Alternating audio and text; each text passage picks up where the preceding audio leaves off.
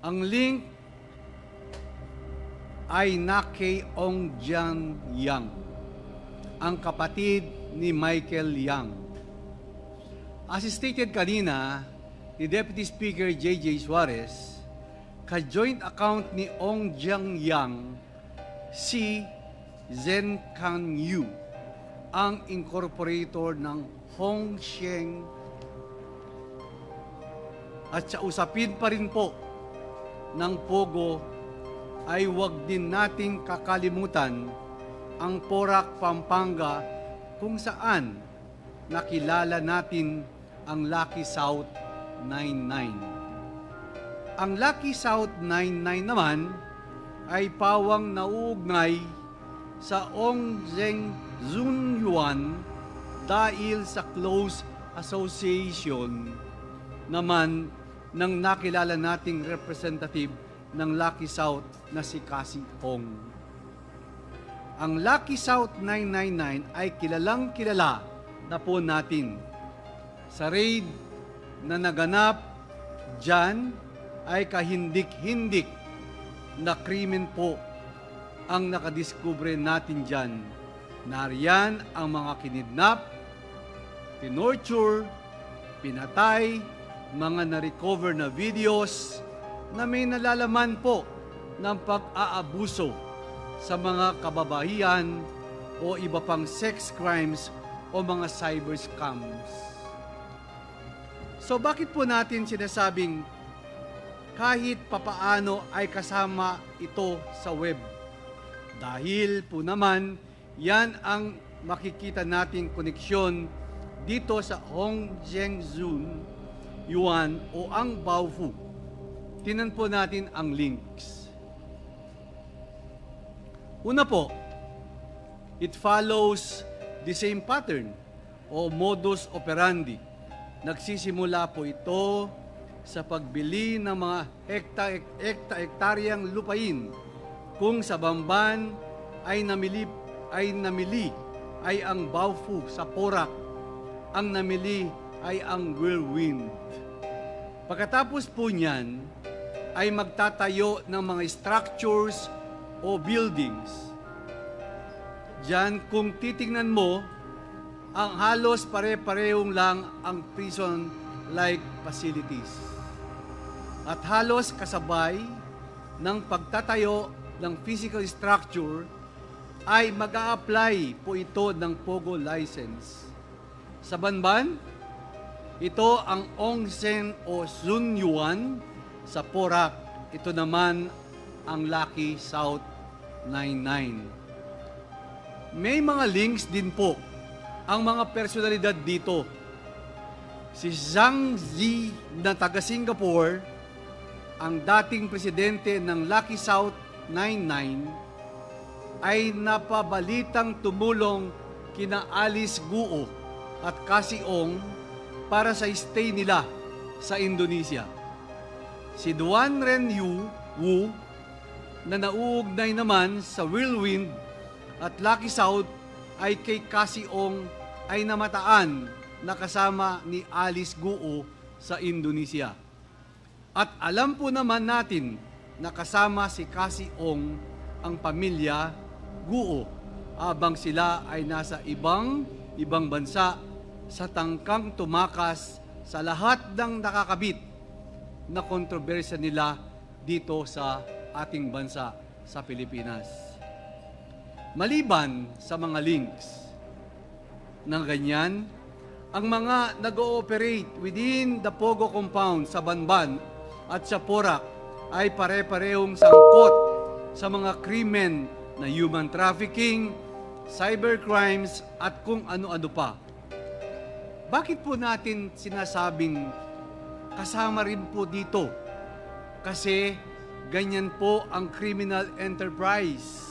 Ang criminal enterprise as defined, it is a group of individuals with an identified hierarchy or comparable structure engaged in criminality activity. Balikan po natin sina Michael Yang, sina Alan Lim. Sa Pogo lang ba? Hindi po. hindi lang Pogo at Parmali, may drugs pa po. May drugs pa po. Tingnan po natin yung next slide. The Michael Yang and Alan Lim group, as shown here, are linked to Golden Sun 999, which is significant because it connects us to Empire 999 na makikita natin mamaya na heavily involved pala sa mass land acquisition and drugs. Ang layo na po ang inabot ng mga korporasyon at mga krimen. At nakikita po natin na konektado pa rin. Relevantly, the connection lies in the interlocking directors or common incorporators, shareholders among these corporations. As mentioned earlier, Rose Nono Lin, the wife of Alan Lim, and Gerald Cruz and Lincoln Ong, known as associates of Michael Yang, were all implicated in the Parmali scandal. Both Rose Nonolin and Gerald Cruz are incorporators of Golden Sun 999 along with I.D. Tae Yang. I.D. Tae Yang is also an incorporator of Empire 999 Realty Corporation, where it was reported that almost 3.6 billion worth of shabu was found and confiscated. This warehouse is owned by Mr. Willie Ong, an incorporator of both Empire 999 and Sunflare Industrial Corporation. Lincoln Ong, who is also an incorporator of Parmali Pharmaceutical, and I.D. Tae Yang, who is an incorporator of Golden Sun 999 and Empire 999, are also both incorporators of Mexico 999. Sino po si Empire 999? Tingnan po natin. Empire 999 Realty Corporation is a registered corporation with the SEC since 2015, with some of its incorporators being Willie Ong, I.D. Tae Yang, Jack Tae Yang, and Alvin Ganituen. As shown, these people are the same people who provide the link between what appears to be an entity owned by Yang and Lim, which is Golden Sun 999 to Empire 999. Empire 999 has been reported to be involved in illegal drug activities in the country, which is owned warehouse being the recipient of the at least 560 kilos of shabu with an estimated cost of 3.6 billion pesos. This shabu were reportedly shipped from Bangkok, Thailand. Makikita po natin na naglipa na sa ating bansa ang mga ito. Ang Yang brothers na si Michael Yang, Ong Jiang Yang, at si Tony Yang andito na, pati ang close associate ni Michael Yang na si Alan Lim. Nandito din si Ma'am Alice Guo at malamang ang mga tao sa likod ng Lucky South 99 as presented by Cassie Ong. Dito makikita natin ay bawat isa-isa sa kanila ay may iba't ibang focus o areas of influence sa ating bansa. These Chinese nationals are setting up corporations all over the country, taking advantage to our laws by perpetrating and promoting illegal activities, so the great prejudice of our country and Filipino people. Nariyan po tayo ngayon Such is the sorry state of our country. Kaya po tayo ngayon nandito. Mayroon po tayong pinormang Quadcom. Hindi lang konektado ang mga krimen, konektado rin pala ang mga tao na nagpapalakad ng mga ito. Hindi po ito titigil hanggang masisid at masimot natin ang lahat ng pwedeng malaman ukol sa sindikatong ito.